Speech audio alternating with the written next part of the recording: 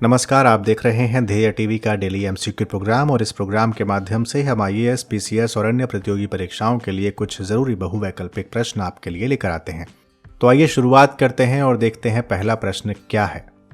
अक्सर समाचारों में रहने वाला व्हाइट शिपिंग शब्द का प्रयोग किस तरह के जहाजों के लिए किया जाता है? ए. सैन्य जहाजों के लिए, बी. गैर सैन्य वाणिज्यिक जहाजों के लिए, सी. अवैध करार दिए गए जहाजों के लिए, या डी. आर्कटिक सर्कल में भेजे जाने वाले जहाजों के लिए। सही उत्तर है बी. गैर सैन्य वाणिज्यिक जहाजों के लिए। हाल ही में हिंद महासागर नौसेना संगोष्ठी के 7वें संस्करण की मेजबानी फ्रांसीसी नौसेना ने की। इसके बाद व्हाइट शिपिंग शब्द चर्चा में देखा गया। व्हाइट शिपिंग शब्द का अर्थ गैर सैन्य वाणिज्यिक जहाजों से लगाया जाता है, जिनकी पहचान और आवाजाही के बारे में अग्रिम सूचनाओं को साझा करना और आदान प्रदान करना शामिल रहता है। सफेद रंग का कोड वाणिज्यिक जहाजों के लिए होता है, जबकि भूरे रंग का कोड सैन्य जहाजों के लिए इस्तेमाल किया जाता है। जहां तक बात अवैध जहाजों के लिए है, तो उनके लिए काले रंग के कोड को दर्शाया जाता है। व्हाइट शिपिंग समझौते के बाद सफेद जहाजों के बारे में आपसी डेटा साझा किया जाता है और भारतीय नौसेना का सूचना प्रबंधन और विश्लेषण केंद्र, जो कि गुड़गांव या गुरुग्राम में है, वो व्हाइट शिपिंग समझौते के लिए एक मॉडल केंद्र है। प्रश्न संख्या 2। डिजिटल इंडिया भूमि रिकॉर्ड मॉडर्नाइजेशन प्रोग्राम के संदर्भ में सत्य कथन की पहचान कीजिए। 1. यह एक केंद्रीय प्रायोजित योजना है, यानी सेंट्रल स्पॉन्सर्ड प्रोग्राम। 2. इसे भूमि संसाधन विभाग, ग्रामीण विकास मंत्रालय द्वारा क्रियान्वित किया जा रहा है। आपके ऑप्शंस हैं ए. केवल कथन 1 सही, बी. केवल कथन 2 सही, सी. 1 या 2 दोनों सही, या डी. न तो 1 न ही 2। सही उत्तर है बी.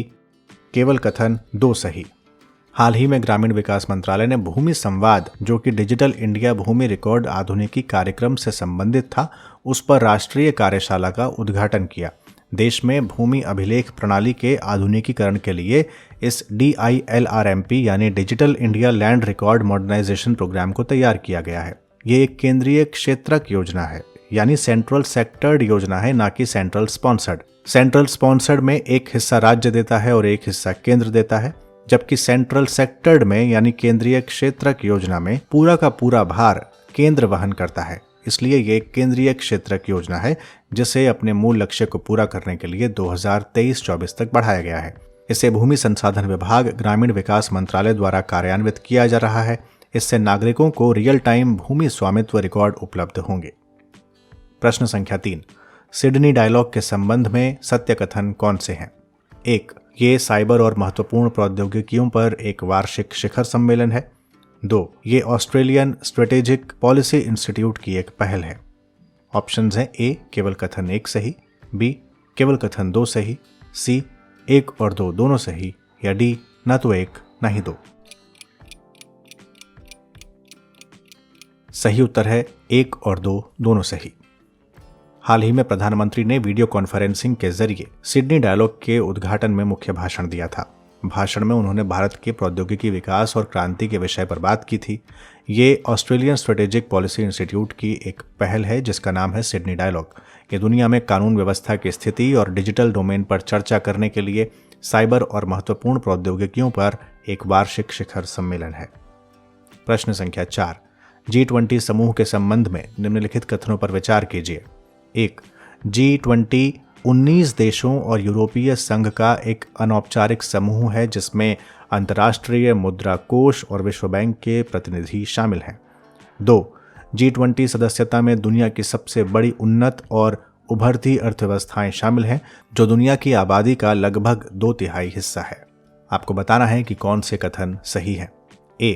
केवल कथन 1, बी. केवल कथन 2, सी. 1 और 2 दोनों सही, या डी. 1 और 2 दोनों गलत।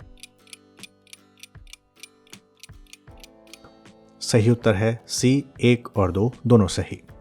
G20 19 देशों और यूरोपीय संघ का एक अनौपचारिक समूह है, जिसमें IMF और वर्ल्ड बैंक के प्रतिनिधि शामिल होते हैं। G20 सदस्यता में दुनिया की सबसे बड़ी उन्नत और उभरती हुई अर्थव्यवस्थाएं शामिल हैं, जो दुनिया की आबादी का लगभग 2/3, वैश्विक सकल घरेलू उत्पाद का लगभग 85%, वैश्विक निवेश का लगभग 80% और वैश्विक व्यापार का लगभग 75% से अधिक का प्रतिनिधित्व करती है। G20 के सदस्य देश कौन कौन से हैं, ये आप मुझे कमेंट बॉक्स में ज़रूर बताइए। एक ज़रूरी जानकारी जो G20 के संदर्भ में आपको याद रखनी है वो ये कि इसका कोई स्थायी सचिवालय या मुख्यालय नहीं है। और आज का अंतिम प्रश्न, प्रश्न संख्या 5, उत्तर प्रदेश का पहला वायु प्रदूषण नियंत्रण टावर कहाँ लगाया गया है? ऑप्शंस है ए गाजियाबाद, बी गौतम बुद्ध नगर, सी कानपुर या डी वाराणसी। सही उत्तर है बी गौतम बुद्ध नगर। उत्तर प्रदेश के गौतम बुद्ध नगर में और स्पेसिफिक होकर कहें तो नोएडा में पहले वायु प्रदूषण नियंत्रण टावर का उद्घाटन किया गया। 9 मीटर व्यास और 20 मीटर ऊंचाई वाला ये टावर अपने चारों तरफ के 1 वर्ग किलोमीटर के क्षेत्र में हवा को फिल्टर करने का काम करेगा। ये टावर संयुक्त तौर पर भारत हेवी इलेक्ट्रिकल्स लिमिटेड यानी भेल और नोएडा अथॉरिटी ने मिलकर स्थापित किया है। स्वदेशी रूप से विकसित ये वायु प्रदूषण नियंत्रण टावर शहर में बढ़ती हुई वायु प्रदूषण की समस्या को कम करने में मदद करेगा। तकरीबन 4 करोड़ रुपए की इसकी लागत आई है और ये हवा को यानी प्रदूषित हवा को सोख लेगा और इसके निचले हिस्से में लगाए गए फिल्टर पार्टिकुलेट मैटर को अवशोषित करेंगे। टावर नियमित अंतराल पर हवा शुद्ध करता रहेगा। तो ये थे आज के 5 MCQs। आपके कितने हुए सही और कितने हुए गलत, ये मुझे कमेंट बॉक्स में ज़रूर बताएं। देखते रहिए ध्येय टीवी के अन्य कार्यक्रम भी जल्द हाजिर होंगे। नए कार्यक्रम के साथ इजाज़त दीजिए। नमस्कार।